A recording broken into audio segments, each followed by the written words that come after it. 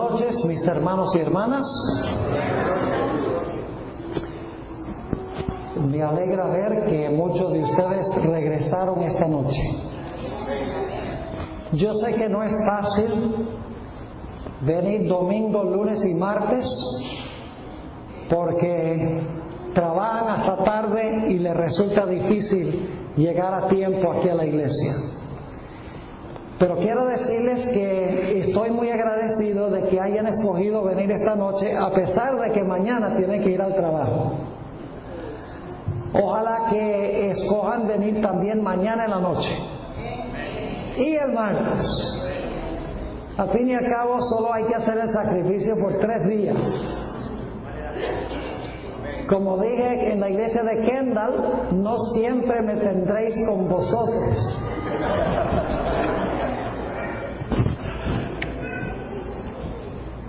Antes de entrar a nuestro estudio de esta noche, queremos pedir la bendición especial del Señor. Así que les invito a que inclinen sus rostros conmigo y vamos a orar. Padre Celestial, te damos gracias por este maravilloso día que nos has concedido. Gracias, Padre, por la vida, por la salud y especialmente por tu santa palabra. Pedimos, Padre, que esa palabra no regrese a ti vacía en esta noche, sino que hable a nuestras mentes y nuestros corazones. Te damos gracias, Padre, por escuchar nuestra oración, porque te lo pedimos en el precioso nombre de tu Hijo, Cristo Jesús. Amén. Hoy en día, la mayoría de los cristianos conservadores, y cuando digo cristianos conservadores, protestantes, me estoy refiriendo a las iglesias evangélicas, los diferentes ramos de la iglesia bautista y la mayoría de las iglesias pentecostales. Hoy día esas iglesias protestantes conservadoras están enseñando un concepto muy peculiar en cuanto al cumplimiento de las profecías bíblicas. Básicamente todos los ojos de estos creyentes están fijados en lo que está sucediendo en Israel, en el Medio Oriente. Es decir, la mayoría de las profecías que ellos ven cumpliéndose hoy y que se van a cumplir en el futuro, ellos creen que se van a cumplir en el Medio Oriente con el pueblo literal de Israel.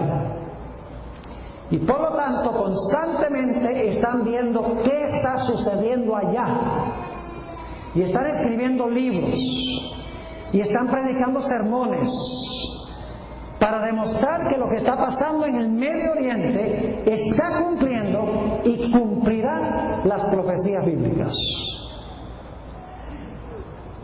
Según el concepto que ellos tienen, Dios tiene 2 planes distintos para Israel y para la iglesia. Para el pueblo literal de Israel, Dios tiene un plan. Y para la iglesia, Dios tiene otro plan distinto. Ellos están enseñando que antes de la gran tribulación, la iglesia cristiana va a ser raptada al cielo, en lo que llaman el rapto. Pero el pueblo literal de Israel se va a quedar en la tierra.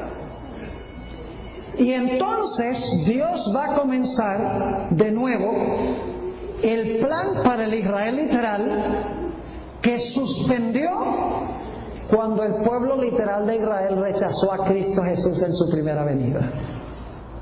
Es decir, que la tribulación no tiene nada que ver con la iglesia, porque la iglesia va a estar en el cielo, mientras que el Israel literal va a sufrir la tribulación aquí en la tierra.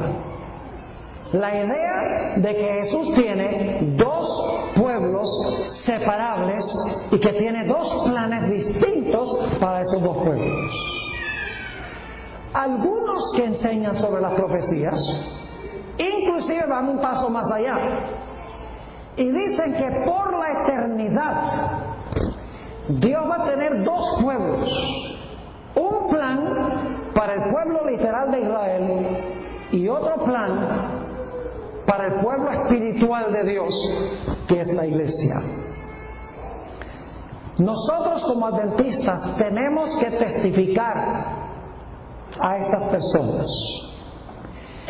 Tarde o temprano vamos a encontrarnos con personas que pertenecen a la iglesia bautista, que pertenecen a la iglesia de Cristo, que pertenecen a los diferentes ramos pentecostales, que pertenecen a iglesias evangélicas que sostienen esta idea en cuanto a Israel.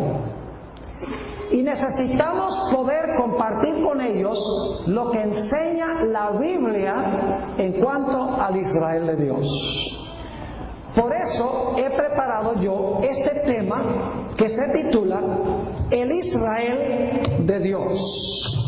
Vamos a hablar de lo que la Sagrada Escritura tiene que decir en cuanto a la identidad de Israel. ¿Es el Israel de Dios aquel que está en el Medio Oriente? ¿O es el Israel de Dios un pueblo espiritual que se encuentra en todas partes del mundo? Vamos a estudiar este tema en 10 partes. Y siempre me da temor decir cuántas partes, porque la gente después se pone a contar. Dice, ya casi termina, estamos por el 9. Ojalá que no hagan eso.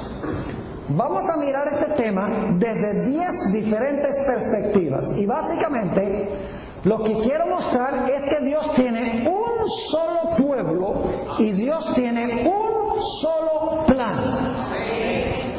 Y lo voy a comprobar bíblicamente de 10 diferentes formas. Y dicho sea de paso, ese pueblo y ese plan se haya centrado en Cristo Jesús. Fuera de Cristo Jesús no hay ningún plan. No hay ningún plan para el Israel literal fuera de Jesús. Todo se centra en Él. Lo primero que quiero que notemos es que según el Señor Jesucristo hay solamente un pastor y un rebaño. Y el rebaño está compuesto de judíos y gentiles. No dos pueblos. Por un lado los judíos y por otro lado los gentiles. Un pueblo, un rebaño, un pastor. Noten Juan 10 y el versículo 16. Juan 10 y el versículo 16. Ustedes conocen este texto. Dice Jesús allí: también tengo otras ovejas que no son de este redil. ¿Qué quiso decir Jesús cuando habló de este redil? Está hablando de los judíos. Recuerda que varias veces durante su ministerio Jesús dijo: no soy enviado sino a las ovejas que extraviadas de la casa de Israel. Así que dice: tengo otras ovejas que no son de este redil. Aquellas también debo traer. ¿Quiénes son aquellos? Los gentiles. Aquellos también debo traer y oirán mi voz. Y habrá un pastor y un rebaño. ¿Y el rebaño está compuesto de quiénes? De las ovejas de este redil, los judíos y los que no pertenecen a este redil, los gentiles. ¿Y quién es el pastor de ambos? Jesús. Ahora vayan conmigo a Juan 11. Ojalá estén trayendo sus Biblias, porque ustedes saben, conmigo es pura Biblia. Juan 11, 51 y 52. Ampliando este punto en cuanto al rebaño y al pastor. Dice allí, en cuanto a lo que dijo Caifás, ustedes saben que Caifás dijo: es necesario que un hombre muera y no que desaparezca toda la nación de Israel. ¿Quién lo impulsó a decir esas palabras? El Espíritu Santo.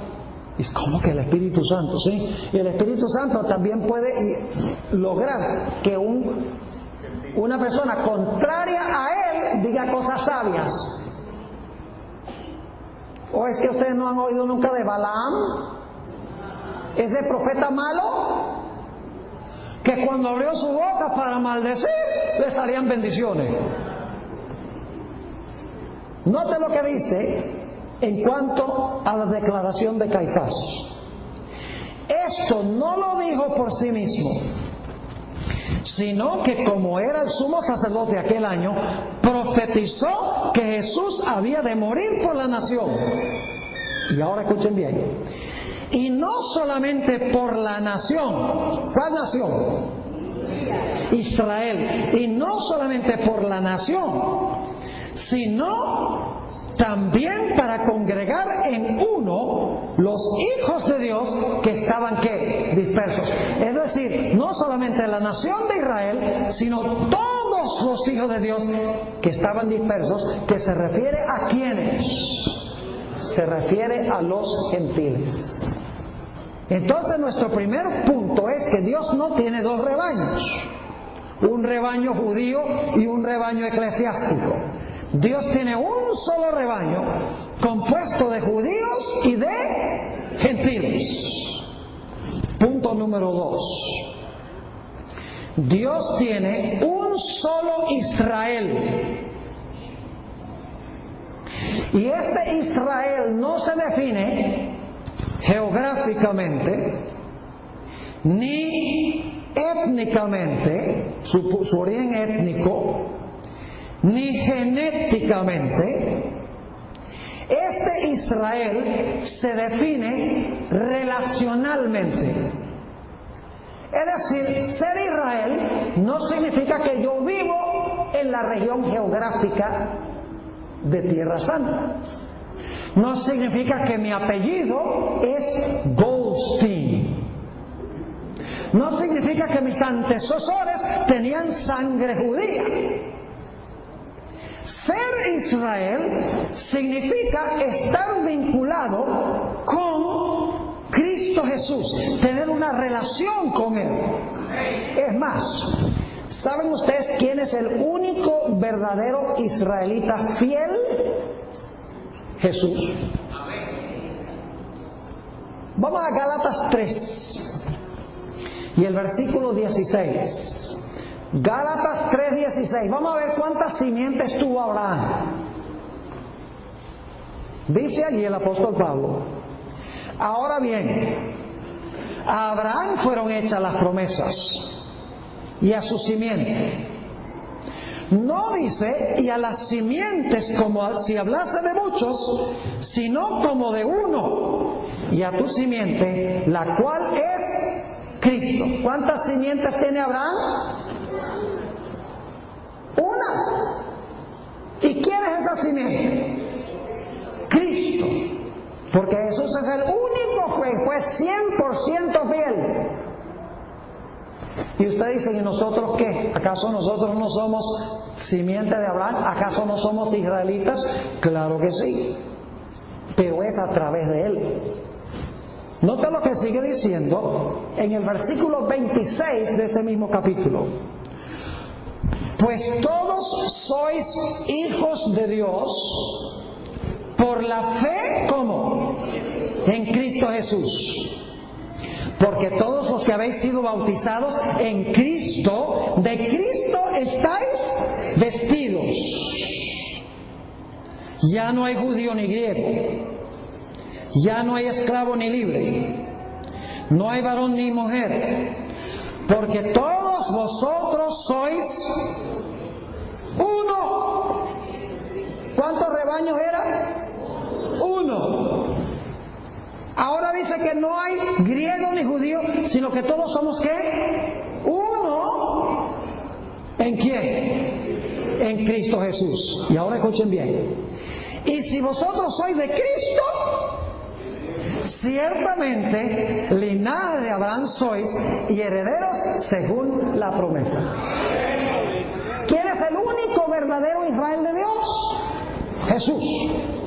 Pero ¿qué pasa cuando yo me uno a Jesús? Ahora yo soy ¿qué cosa? Simiente de Abraham. Lo cual significa que una persona que está fuera de Jesús, que no ha aceptado a Jesús, no es que no es simiente de Abraham. Es decir, todos esos judíos que están hoy en el Medio Oriente, que están rechazando a Jesús, no son hijos de Abraham, no son simiente de Abraham. Sí, pastor, ¿qué está diciendo usted? Lo dice aquí el apóstol Pablo. Dice, si vosotros sois de Cristo, simiente de Abraham sois. Lo cual significa que si no sois de Cristo, no sois ¿qué? No sois simiente de Abraham. Ahora vayan conmigo a Juan 1, 47 al 49, en la misma idea de que Dios tiene un solo verdadero Israel. Y ese Israel se define por la relación con Jesús. Juan 1, 47 al 49. Esta es la conversación de Jesús en cuanto a Natanael. Ustedes recuerdan que Natanael hizo la pregunta: ¿puede algo bueno venir de Nazaret? Y le dijeron: ven y ve. Ahora fíjense el versículo 47. Cuando Jesús vio a Natanael que se acercaba, dijo de él: he aquí un qué. Si hay un verdadero israelita, tiene que haber también qué. Falsos. Dicho sea de paso, la palabra que se usa aquí para verdadero es la palabra griega alesinos, que se traduce mejor genuino. Es decir, este es un israelita ¿qué? Genuino, en quien no hay engaño. Ahora, ¿por qué es que Natanael era un israelita genuino? Sigamos leyendo, versículo 48. Le dijo Natanael: ¿de dónde me conoces? Respondió Jesús y le dijo: antes que Felipe te llamara, cuando estabas debajo de la higuera, te vi. Respondió Natanael y dijo: Rabí, tú eres el Hijo de Dios, tú eres el Rey de Israel. ¿Qué reconoció Natanael? Que Jesús era el Hijo de Dios y que Jesús era el Rey de Israel, el Mesías. Por eso es que él era un israelita ¿qué? Un israelita genuino de verdad. ¿Y de qué de todos esos judíos que no reconocieron que Jesús era el Hijo de Dios y no reconocieron que Jesús era el Mesías o el Rey de Israel? ¿Qué eran ellos? Eran israelitas, pero no genuinos, sino israelitas ¿qué? Falsos. En Apocalipsis se describe esta clase de personas. Dice que dicen que son judíos y no lo son. ¿Qué significa entonces ser un israelita y ser un judío? Según la definición del apóstol Pablo y de Jesús, significa no tener la sangre de Abraham, ni significa tener un apellido judío, ni vivir en Israel, sino que significa haber aceptado a Jesús como Salvador y Señor, sea judío o sea gentil. Y escuchen bien, esto es lo interesante. Saben que yo tengo una fórmula para que se acabara todo el conflicto en el Medio Oriente en los próximos 5 minutos. Lo que pasa es que nadie me invita a la Casa Blanca para darles el secreto. La solución es esta. Los judíos dicen, somos hijos de Abraham. Y los árabes, somos hijos de Abraham. Pero uno es de Isaac y el otro es de Ismael. Los dos dicen que son hijos de Abraham y el pueblo escogido. ¿Sabe cómo se soluciona el problema? Si los dos aceptan a Jesús. Entonces los dos son judíos. ¿Y ya sobre qué van a pelear? La solución del conflicto en el Medio Oriente es que los dos grupos reciban a Jesús. Si reciben a Jesús, los dos son judíos y ya no tienen nada que pelear. ¿Están conmigo o no están conmigo? Lo que pasa es que quieren hacer tratados y convenios y que vamos a hablar, a torcerles el brazo. Nada de eso resuelve el problema. La única forma de resolver el problema es recibiendo a Jesús. Así que hemos visto que Dios tiene un solo rebaño compuesto de judíos y gentiles. Se centran en Jesús, un pastor. Hemos visto que Dios tiene solo un Israel compuesto de griegos y judíos, que han aceptado ¿a quién? A un Salvador, Jesús. Ahora, punto número 3.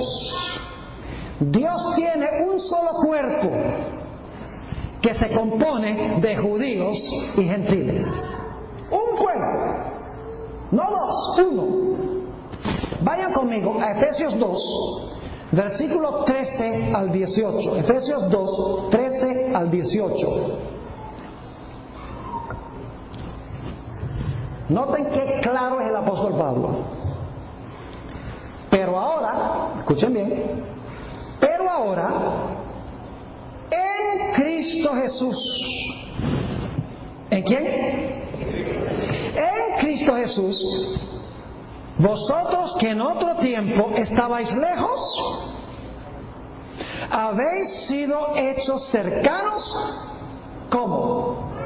Por la sangre de Cristo. ¿Y quiénes son los que estaban lejos? ¿Quiénes? Los gentiles. Versículo 14. Porque Él es nuestra paz. ¿Quién es nuestra paz? Jesús. Que de ambos pueblos hizo un pastor, un rebaño. Un Israel con un Salvador. Ahora vemos un cuerpo de un Cristo. Versículo 14, porque Él es nuestra paz, que de ambos pueblos hizo uno, derribando la pared intermediaria de separación, aboliendo en su carne las enemistades, la ley de los mandamientos expresados en ordenanzas, para crear en sí mismo, ¿quién es el sí mismo allí? Jesús, para crear en sí mismo de los dos un solo nuevo hombre, haciendo la paz, y mediante la cruz reconciliar con Dios a ambos en un solo cuerpo, matando en ella las enemistades. Y vino y anunció las buenas nuevas de paz a vosotros que estabais lejos y a los que estaban cerca, porque por medio de Él, por medio de Jesús, los unos y los otros tenemos entrada por un mismo espíritu al Padre. ¿Cuántos cuerpos tiene Jesús? Uno. ¿Compuesto de qué? Judíos y gentiles. Vamos a leer otros textos sobre este punto. 1 Corintios 12, 13. 1 Corintios, el capítulo 12 y el versículo 13. Yo no sé por qué la gente no es capaz de entender esto. Es tan sencillo y tan claro. Dice allí, porque por un solo espíritu. ¿Cuántos espíritus? Uno. Fuimos todos bautizados en un cuerpo. ¿Tiene Dios un cuerpo de la iglesia y otro cuerpo de los judíos? No. Fuimos bautizados en un cuerpo, sean judíos o griegos, sean esclavos o libres, y a todos se nos dio a beber de un mismo espíritu. Efesios 3:6. Vamos a leer dos textos más. Efesios 3 y el versículo 6. clarísimo. Dice que los gentiles, 3:6, Efesios 3:6, que los gentiles son coherederos y miembros del mismo cuerpo. ¿El mismo cuerpo que quiénes? Que los judíos. Y fíjense, coherederos, miembros del mismo cuerpo y copartícipes de la promesa en Cristo Jesús por medio del Evangelio. ¿Quién es la clave? Jesús. Un texto más, Colosenses 1:18, y vamos a leer el versículo 24 porque alguno podría decir, bueno, pastor, ¿qué es el cuerpo? ¿Qué es el cuerpo que está compuesto de judíos y de gentiles? Colosenses 1:18 dice, hablando de Jesús, y Él es la cabeza del cuerpo, que es la iglesia. ¿Qué es el cuerpo? La iglesia. ¿Y se compone de quiénes? Judíos y gentiles.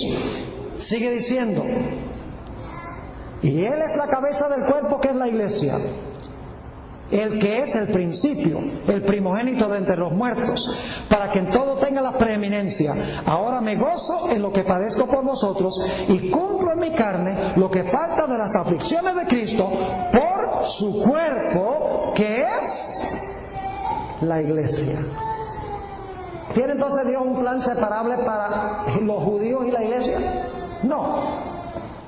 Son miembros de un mismo ¿qué? Cuerpo. ¿Y el cuerpo es el cuerpo de quién? De Cristo. Un rebaño, un pastor. Un Israel, un Mesías. Un cuerpo, una cabeza, Jesús.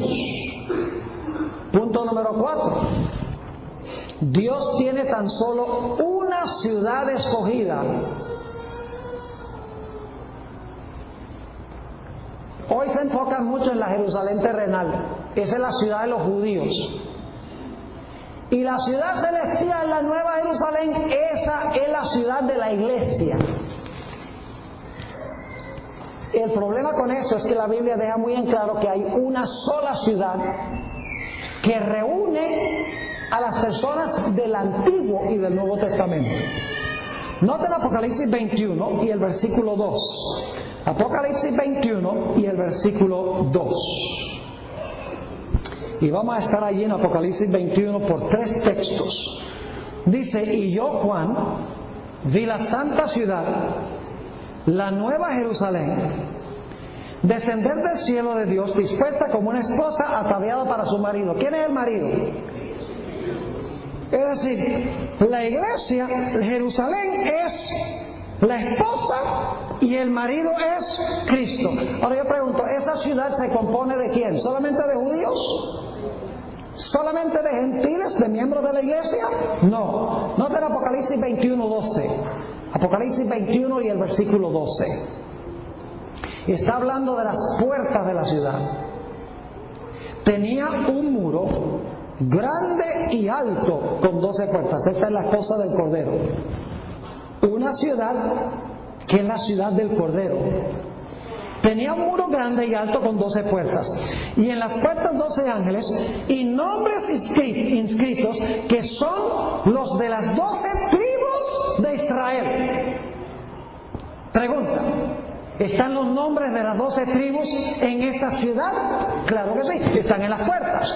Pero ahora noten los fundamentos de la ciudad. Apocalipsis 21:14 dice, y el muro de la ciudad tenía 12 cimientos y sobre ellos los 12 nombres de los 12 apóstoles del Cordero. Una ciudad que tiene las tribus y tiene los apóstoles, Antiguo Testamento y Nuevo Testamento, judíos e iglesia, porque los apóstoles fueron los fundadores de la iglesia. ¿Cuántas ciudades entonces tiene el Cordero? ¿Cuántas ciudades tiene Jesús? ¿La Jerusalén terrenal y luego la celestial también? No. Una ciudad que es la Nueva Jerusalén. Vamos a Hebreos 11. Hebreos 11 y el versículo 9 y 10 y luego vamos a saltar a los versículos 13 al 16.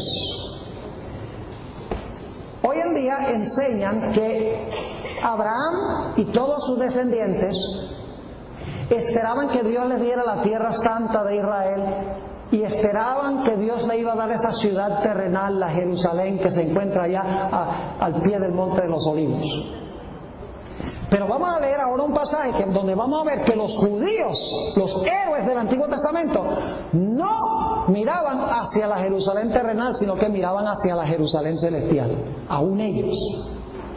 Dice en Hebreos 11, 9 y 10, hablando de Abraham: por la fe habitó como extranjero en la tierra prometida, como en tierra ajena, morando en tiendas con Isaac y Jacob, coherederos de la misma promesa, porque esperaba la ciudad que tiene fundamentos, cuyo arquitecto y constructor es Dios. ¿Hacia cuál ciudad miraba Abraham? La Jerusalén terrenal. Ellos sabían que esa no era su ciudad. Aún los judíos miraban hacia la ciudad celestial, no la Jerusalén terrenal. Noten el versículo 13. Hablando de estos héroes, dice: conforme a la fe murieron todos estos sin haber recibido lo prometido, sino mirándolo de lejos y creyéndolo y saludándolo y confesando que eran extranjeros y peregrinos sobre la tierra.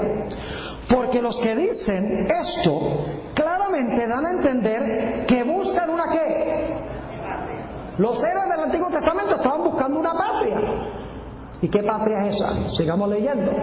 Pues si hubiesen estado pensando en aquella de donde salieron, ciertamente tenían tiempo de volver, pero anhelaban una mejor, esto es celestial. Por lo cual Dios no se avergüenza de llamarse Dios de ellos, porque les ha preparado una ciudad. ¿Cuántas ciudades hay para el pueblo de Dios? Una. ¿Compuesta de qué? Los fieles del Antiguo y del Nuevo. Los nombres de las tribus y los nombres de los 12 apóstoles. Una ciudad y es del Cordero. Un rebaño y es del pastor. Un cuerpo que es Cristo la cabeza. Un Israel compuesto de los que están unidos en Jesús. Yo pregunto entonces, ¿quién es la clave de todo eso? Si usted se ha vinculado ¿con quién? Con Jesús. Ahora vamos al punto número 5. A través de la historia, Dios tiene una sola esposa.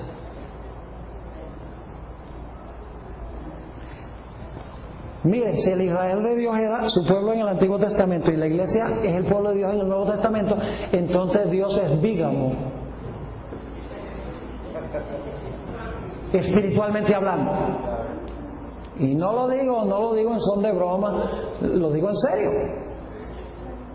Dios a través de la historia Jesús ha tenido solamente una esposa.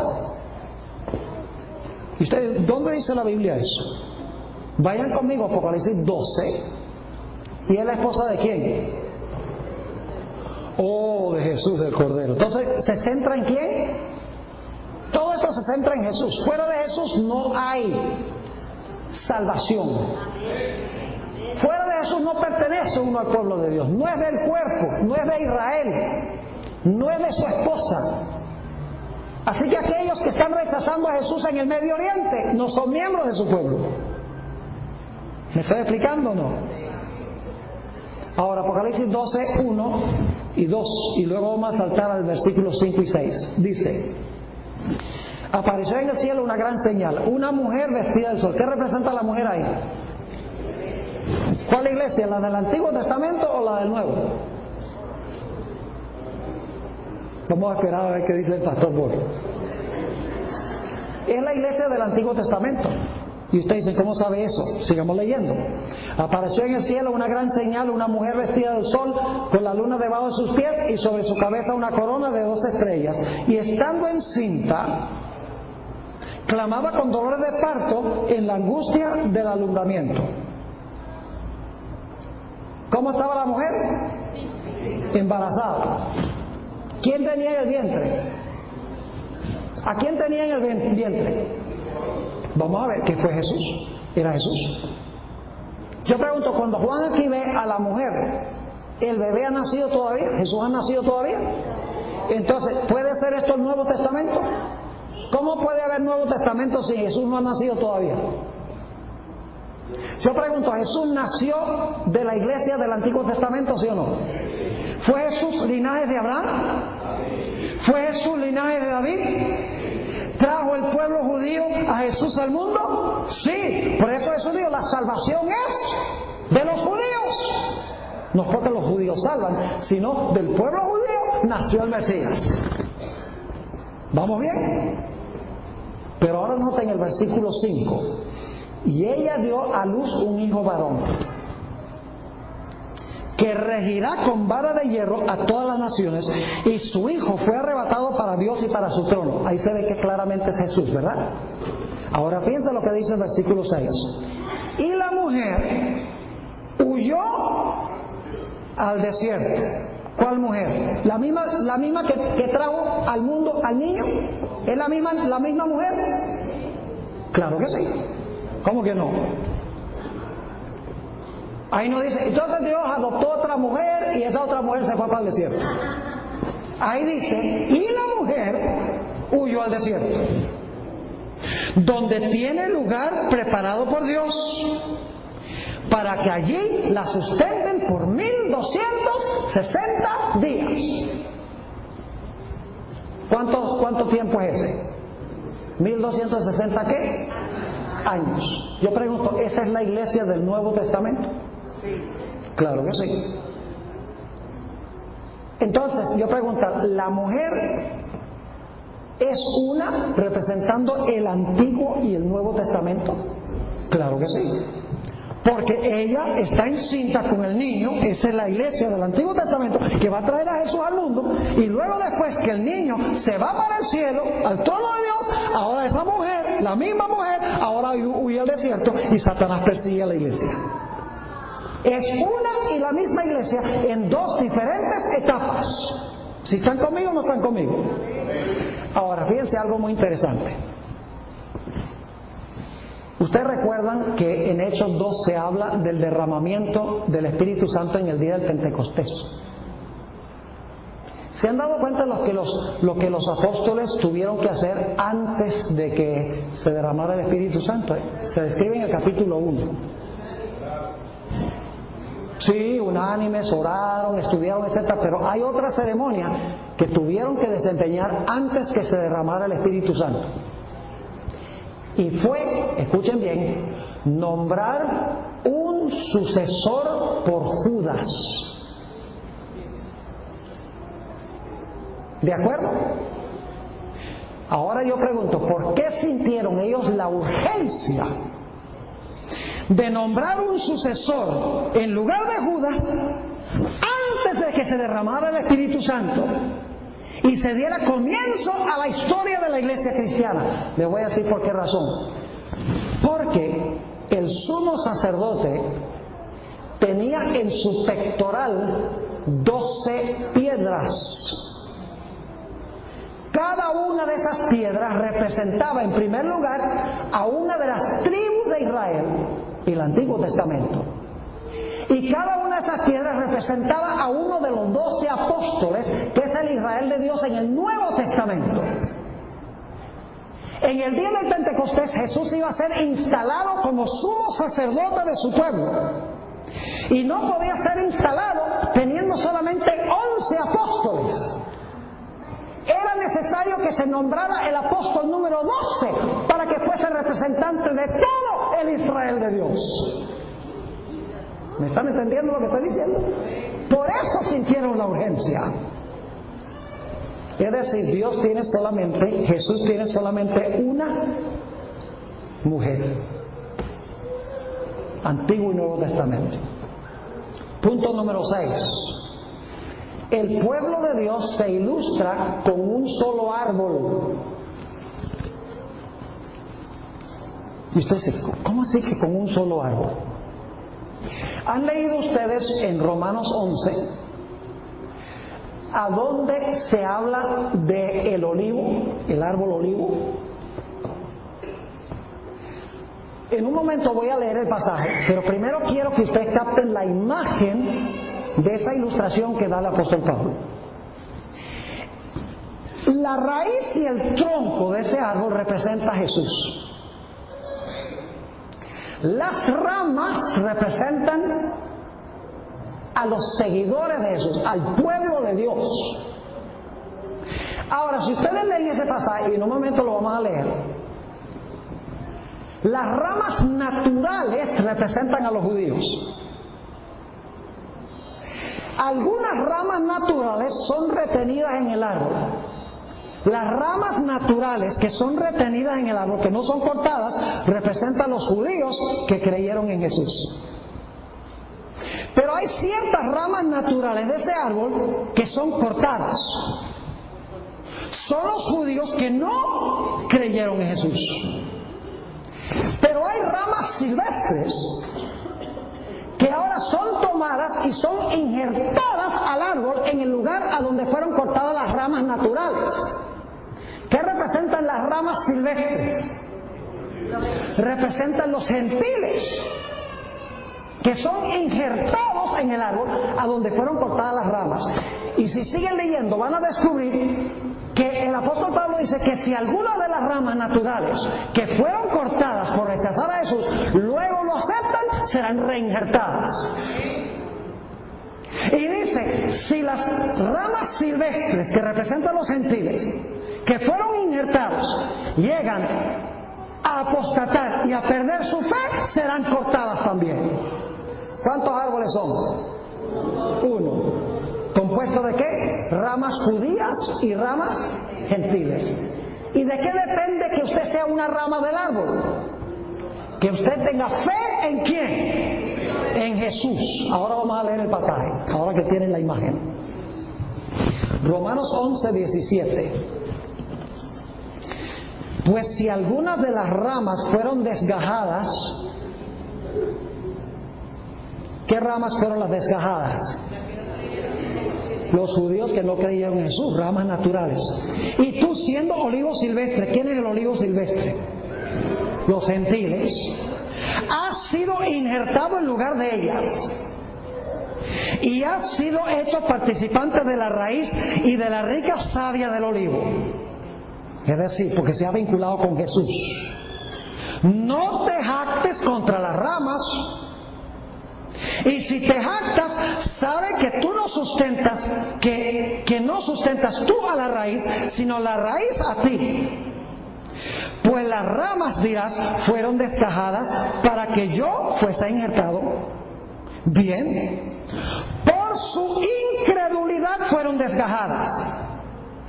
Dicho sea paso, la palabra incredulidad es la palabra griega apistía, que se puede traducir.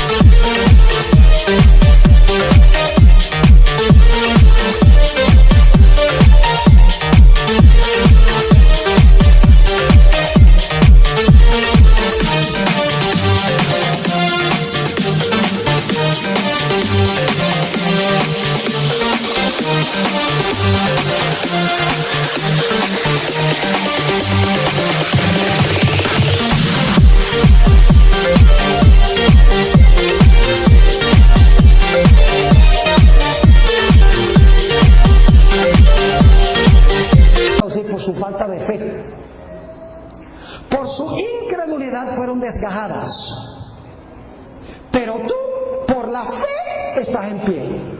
Si los gentiles creyeron en Jesús, injertados. Las ramas naturales no creyeron en Jesús, cortados. Versículo 21. Porque si Dios no perdonó a las ramas naturales, a ti tampoco te perdonará. Mira pues la bondad y la severidad de Dios. La severidad ciertamente para con los que cayeron, pero la bondad para contigo, si permaneces en esta bondad, pues de otra manera tú también serás cortado. ¿Lo están captando o no? Y aún ellos, si no permanecieren en incredulidad, ahora está hablando de las ramas naturales que fueron cortadas, y aún ellos, si no permanecieren en incredulidad, serán injertados. Pues poderoso es Dios para volverlos a injertar. Porque si tú fuiste cortado del que por naturaleza es olivo silvestre, y contra la naturaleza fuiste injertado en el buen olivo, cuánto más estos, que son las ramas naturales, serán injertados en su propio olivo. Porque no quiero, hermanos, que ignoréis este misterio, para que no seáis arrogantes en cuanto a vosotros mismos. Ahora escuchen, que ha acontecido a Israel endurecimiento en parte, hasta que haya entrado la plenitud de los gentiles. ¿De cuántos grupos ha estado hablando el apóstol Pablo hasta este momento? 2. ¿Cuántos árboles? 1. Las ramas están injertadas en el mismo árbol. Y luego viene el versículo 26, que ha creado gran controversia en el mundo cristiano, porque dice, aquí hay una profecía de que todo Israel va a ser salvo. Sí, pero la pregunta clave es ¿cuál Israel? El que se vincula con el árbol, con Jesús. Dice el versículo 26, y luego todo Israel será ¿qué? Salvo. ¿Cuál Israel? Según el contexto. Judíos y gentiles que se unieron al árbol, y luego todo Israel será salvo, como está escrito, vendrá de Sión el libertador que apartará de Jacob la impiedad. ¿Cuántos árboles son entonces? ¿Y cuál es la clave? Estar vinculado ¿con qué? Con la raíz y el tronco que representa ¿a quién? A Jesús. Punto número 7. En el reino Jesús tendrá solo una mesa de banquete, y ahí se sentarán judíos y gentiles en la sola mesa. Un poquito de contexto. Usted recuerda que Jesús sanó el siervo de un centurión. Se maravilló de la fe de este centurión, porque el centurión viene y dice: mi criado está enfermo, ven, y dice: sana. Jesús dice: bueno, voy a ir a tu casa. Y el centurión dice: no te preocupes, di la palabra y mi siervo sanará. Y Jesús dijo: está sano. Y ojalá tuviera tiempo de explicarles cómo fue que lo sanó. A veces nosotros pensamos que cuando Jesús habló, Jesús dijo: sea sano, que de alguna manera misteriosa, mística, la palabra de Jesús se fue volando por el cielo allá y lo sanó. La sierva de Dios dice que todos los milagros de Jesús fueron hechos por el poder de Dios a través del ministerio de los ángeles. Cuando Jesús dijo la palabra, el ángel estaba ya sanando. Y usted dice: ¿los ángeles no pueden sanar? Claro que sí pueden sanar. Bajo el mandato y con el poder de Dios, sí. ¿Los apóstoles acaso no sanaron gente? ¿Acaso no levantaron a un paralítico? Claro que sí. Y fíjense que el centurión entendió este proceso, porque el centurión le dijo a Jesús: tú no necesitas venir a mi casa, porque yo soy hombre también de autoridad. Yo le mando a uno de mis siervos y él va y hace lo que yo le digo. Está diciendo: tú eres hombre de autoridad, tú tienes ángeles, di la palabra y tus siervos lo van a ir a hacer. Ahora ese es otro tema para otro tiempo, pero es fascinante. Y luego eso dice: no he hallado tanta fe en Israel. Y luego, fíjense lo que dice Jesús en Mateo 8, 11 y 12. Mateo 8, 11 y 12. Una sola mesa de banquete. ¿Y quién nos va a servir? Jesús. La mesa es de Él. Yo no sé si ustedes se han puesto a pensar esto, mis hermanos y hermanas. Es una barbaridad. Ustedes saben lo que nosotros, cuando lleguemos allá al reino, vamos a encontrar que están sentados judíos y gentiles en la misma mesa, los que recibieron a Jesús. Y nosotros todos vamos a estar sentados ahí, y Jesús va a venir y nos va a servir. Eso es insólito. El que lo hizo todo, el que murió, el que sufrió todo, ahora nosotros estamos tranquilitos sentados y Jesús viene y es el mesonero. ¡Wow! No se pierdan esa mesa por nada en el mundo. Fíjense lo que dijo Jesús, Mateo 8, 11 y 12. Y os digo que vendrán muchos del oriente y del occidente. ¿Quiénes son esos que van a venir del oriente y del occidente? Los gentiles. Y se sentarán con Abraham e Isaac y Jacob. ¿Quiénes son esos? Israel, los judíos, en el reino de los cielos. Dicho sea de paso, no lo voy a buscar ahora, pero en Lucas 22:30 Jesús, en el pasaje paralelo, dice que se sentarán en mi mesa. ¿Cuántos grupos estarán sentados en la mesa de Jesús? 2. Os digo que vendrán muchos del oriente y del occidente, se sentarán con Abraham, Isaac y Jacob en el reino de los cielos. Y ahora escuchen bien. Mas los hijos del reino, ¿quiénes son esos? Los judíos literales serán echados a las tinieblas de afuera. Allí será el lloro y el crujir de dientes. ¿Por qué van a ser echados donde es el lloro y el crujir de dientes? Porque rechazaron a Jesús y por lo tanto no recibieron una invitación para estar en la mesa de Él. La clave es que hay ¿cuántas mesas en el reino? Una. Y esa mesa tiene judíos y tiene ¿qué? Gentiles. Punto número 8. Bien, no faltan sino 3. Dios tiene solo un templo espiritual. Solo un templo espiritual. Y ese templo espiritual no se encuentra en Jerusalén terrenal. Ustedes han oído que los cristianos conservadores de hoy, los protestantes, dicen que algún día se va a reconstruir el templo de Jerusalén. Y que cuando se reconstruye el templo de Jerusalén, se va a sentar una persona bien malvada allí, el anticristo.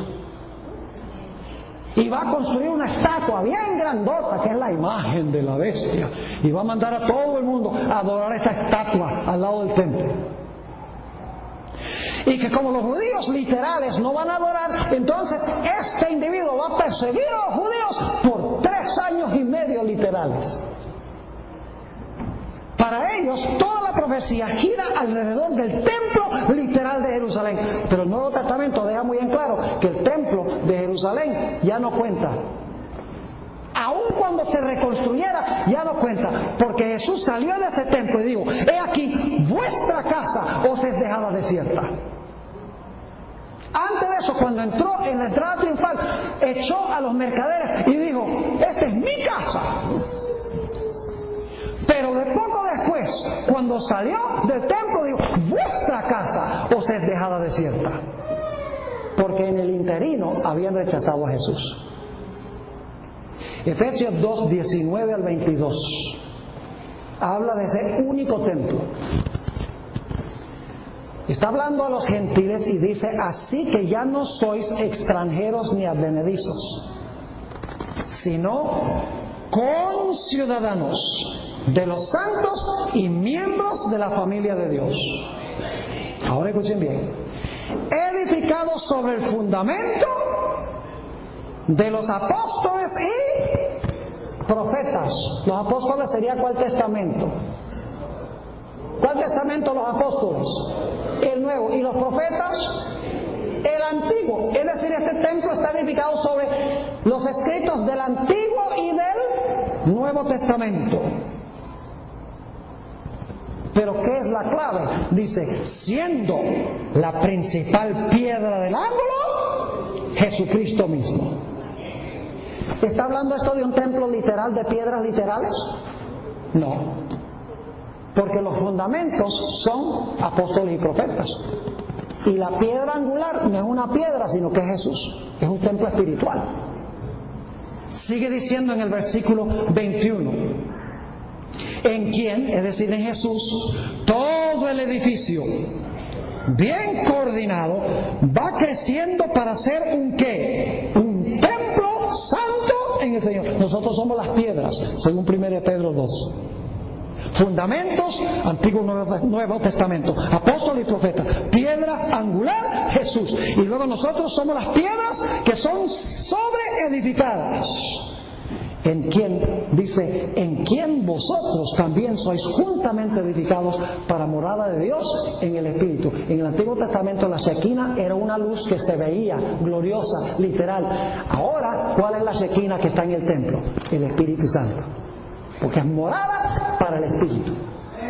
Es decir, el templo es un templo ¿qué? Espiritual y mundial. ¿De acuerdo? Porque en la iglesia, ¿dónde se encuentra la iglesia? ¿Dónde está la iglesia hoy? En todo el mundo. Entonces, ¿dónde está el templo? En todo el mundo. Entonces, cuando 2 Tesalonicenses 2 dice que el anticristo se va a sentar en el templo de Dios, haciéndose parecer a Dios, ¿a dónde se va a sentar el anticristo? A ver, díganme ustedes, ¿a dónde? En la iglesia. Pero la mayoría de los cristianos hoy están mirando a Jerusalén. Cuando se reconstruye el templo, el anticristo se va a sentar allá en el templo literal.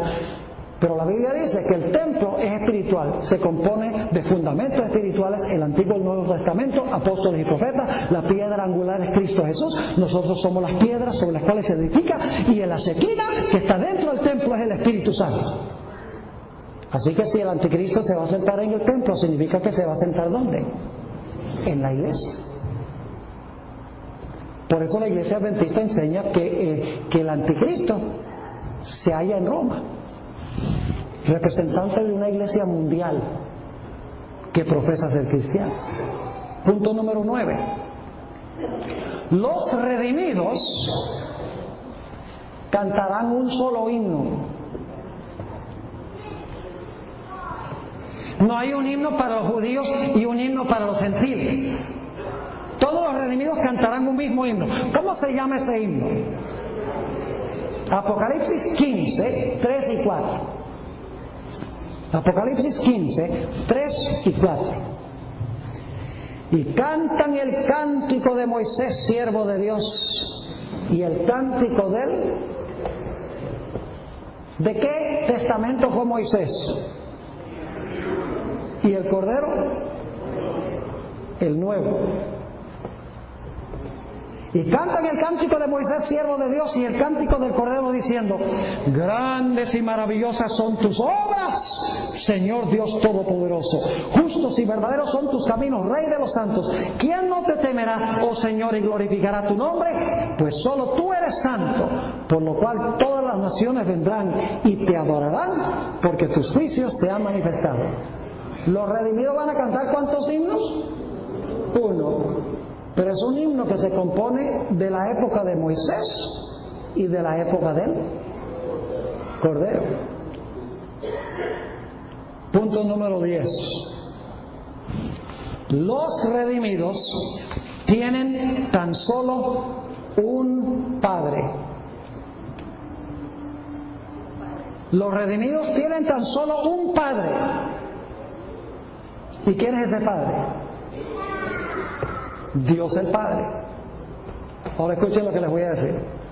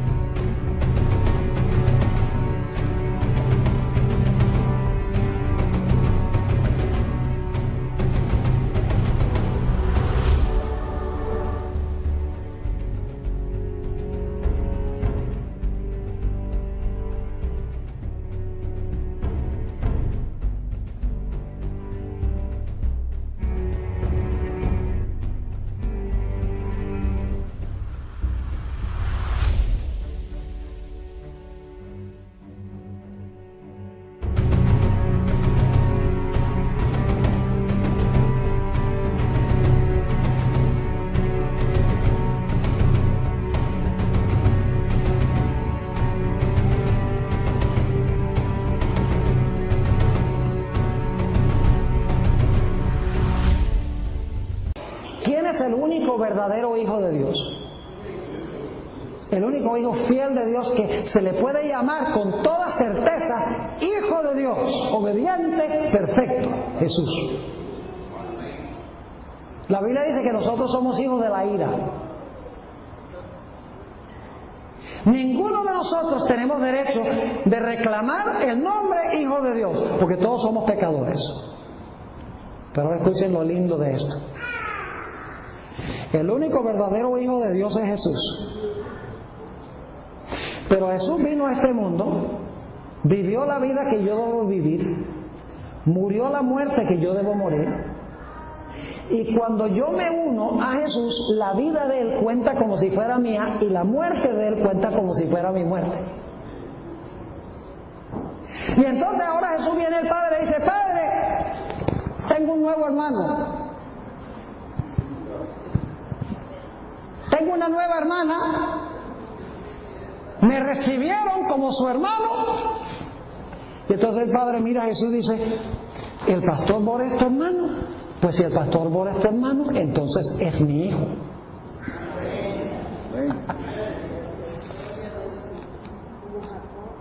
Por eso Jesús dijo: yo soy el camino, la verdad y la vida. Nadie viene al Padre sino por mí. Y por eso dice en Hebreos el capítulo 2 que no se avergüenza de llamarnos hermanos.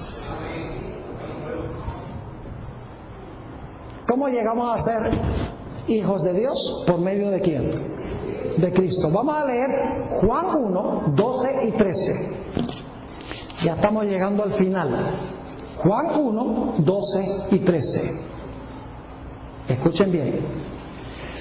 Mas a todos los que le recibieron. Yo les pregunto, toda la gente del mundo son hijos de Dios, ¿verdad que sí? No, señor.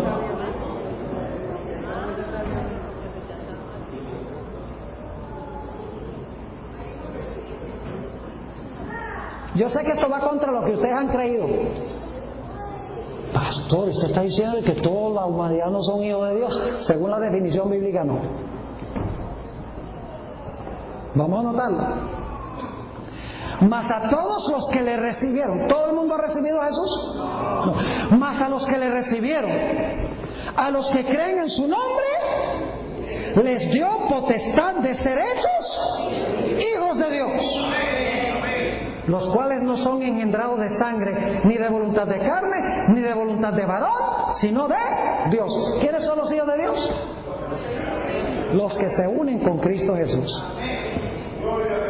Ahora escuchen bien. Voy a leerles un pasaje un poquito largo.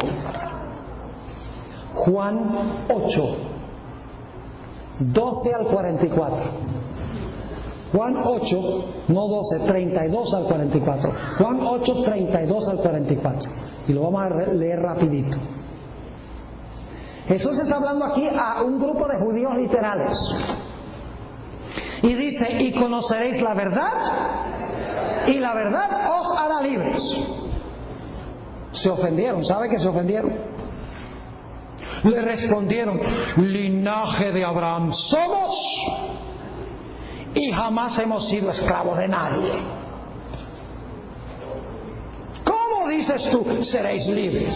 ¿Cómo puedes librar a gente libre? Jesús les respondió: de cierto os digo que todo aquel que hace pecado, esclavo es del pecado. Y el esclavo no queda en la casa para siempre, el Hijo queda para siempre. Así que, si el Hijo os libertare, seréis verdaderamente libres. Y luego Jesús dice: sé que sois descendientes de Abraham. Literalmente hablando, sé que sois descendientes de Abraham, pero procuráis matarme, porque mi palabra no haya cabida en vosotros. Yo hablo lo que he visto cerca del Padre, y vosotros hacéis lo que habéis oído cerca de vuestro Padre. Ahora se va a poner caliente la cosa. Por eso dice: yo sé que ustedes que el padre de ustedes es Abraham, pero le va a decir: el padre de ustedes no es ningún Abraham.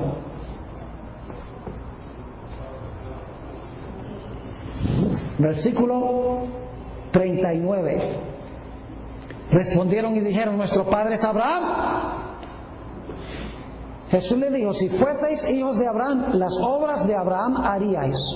Es más, Jesús dice: si ustedes fueran hijos de Abraham, ustedes me amarían, porque Abraham vio mi día y se gozó. Es decir, Abraham vio mi día, y cuando vio mi día, proféticamente se alegró. Y ustedes ven mi día y me quieren matar. Entonces, ¿cómo dicen que son hijos de Abraham? Si fueseis hijos de Abraham, las obras de Abraham haríais. Pero ahora procuráis ¿qué? Matarme a mí, hombre que os he hablado la verdad, la cual he oído de Dios. No hizo esto Abraham. Vosotros hacéis las obras de vuestro padre. Entonces dijeron: nosotros no somos nacidos de fornicación, un padre tenemos que es Dios. Jesús entonces les dijo: si vuestro padre fuese Dios, ciertamente me amaríais, porque yo de Dios he salido y he venido, pues no he venido de mí mismo, sino que Él me envió. ¿Por qué no entendéis mi lenguaje? ¿Por qué no podéis escuchar mi palabra? Y ahora escuchen esto: vosotros sois de vuestro padre el diablo. Pregunta: ¿eran hijos de Abraham? ¿Eran judíos? Sí y no. Sí, literalmente. Pero ¿tenía eso alguna importancia, ser hijos literales de Abraham y rechazar a Jesús? Claro que no. Dice: vosotros sois de vuestro padre el diablo, y los deseos de vuestro padre queréis cumplir, queréis hacer. Él ha sido homicida desde el principio y no ha permanecido en la verdad, porque no hay verdad en él. Cuando habla mentira, de suyo habla, porque es mentiroso y padre de mentira. Y para terminar, quiero decirles que el apóstol Pablo hizo una declaración bien extraña. En Gálatas 4, que no lo vamos a leer, Pablo habla de Sara e Isaac, Agar e Ismael. ¿Y sabe lo que dice? Dice: los judíos literales son hijos de Agar e Ismael. Dice: ¿cómo así? Que los judíos, ¿de quién eran los judíos hijos? De Abraham e Isaac y de Sara. Pero Pablo dice: ustedes son hijos de la esclava, son hijos de Agar e Ismael. Traten ustedes hoy en día de decirle a un judío que es árabe, para ver lo que les pasa. El apóstol Pablo está diciendo: ustedes dicen que son judíos, descendientes de Sara y de Abraham y de Isaac. Dice: no, señor, porque ustedes rechazan a Jesús. Es decir, ustedes son descendientes de la esclava. Mientras que los árabes, que eran descendientes de la esclava literal, que recibieron a Jesús, son hijos de Abraham. ¿Si están conmigo o no están conmigo? Entonces yo pregunto, mis hermanos y hermanas, ¿con quiénes se van a cumplir las profecías de la Biblia? No podemos mirar al Medio Oriente, allí no se va a cumplir nada. La sierva de Dios dice que ese lugar no será un lugar santo hasta que descienda fuego del cielo y lo purifique después del milenio.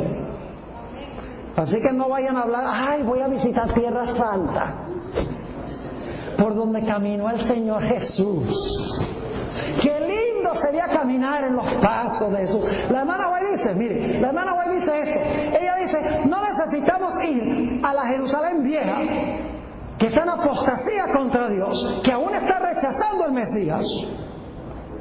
Para caminar en los pasos de Jesús, vaya a un leprosario, vaya a un hospital, vaya donde hay gente necesitada. Ahí están siguiendo los pasos de Jesús. Ahí es Tierra Santa. Porque en cuanto lo hicisteis a uno de estos mis hermanos pequeños, a mí lo hiciste. leyendo una cita. Profetas y Reyes 526 y 27. Tengo un montón de citas más, pero solamente voy a leer esta. Escuchen, 526 y 527, Profetas y Reyes. Lo que Dios quiso hacer en favor del mundo por Israel, la nación escogida, lo realizará finalmente mediante su iglesia, que está en la tierra hoy. Ya dio su viña a renta a otros labradores, a saber, a su pueblo guardador del pacto, que le dará fielmente el fruto a sus tiempos. Nunca ha carecido el Señor en esta tierra de representantes fieles, que consideraron como suyos los intereses de Él.